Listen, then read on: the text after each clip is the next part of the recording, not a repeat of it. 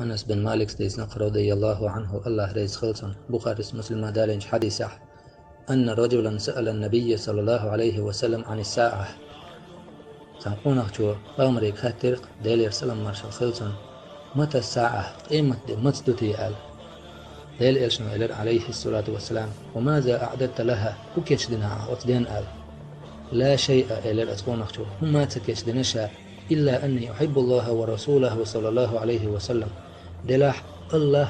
تن إلشي صلى الله عليه وسلم دقوي يشموشا آل بامر إلرتاخ صلى الله عليه وسلم أنت مع من أحببت وحين دقويش تنسخرون آل أنس بوخ فما فرحنا بشيء فرحنا بقول النبي صلى الله عليه وسلم أنت مع من أحببت تتعني هم أترج أوخسم أدال مداتر مج أوخسم أدال يرتا بامرو إدشنش آل وحين دقويش تنسخرون آل دلدشنش أنس بوخ فأنا أحب النبي صلى الله عليه وسلم سون دقويس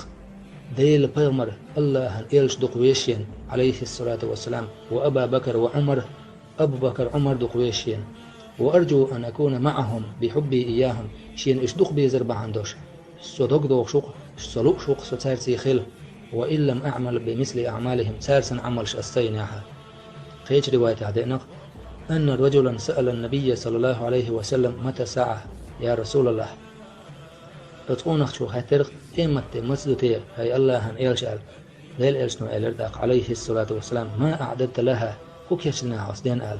تتقونخ شو إلر ما أعددت لها من كثير صلاة ولا صوم ولا صدقة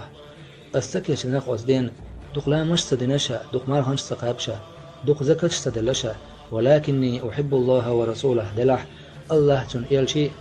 دق ويش مشاء بامر إلرتقاح عليه الصلاة والسلام أنت مع من أحببت وحين دق ويش تنسخرون آل عبد الله بن مسعود ديسنش حديث عدينق إشت بخاري مسلم دالنا دوش المرء مع من أحب الله بامر قونخ شين دق ويش تنسخروشن آل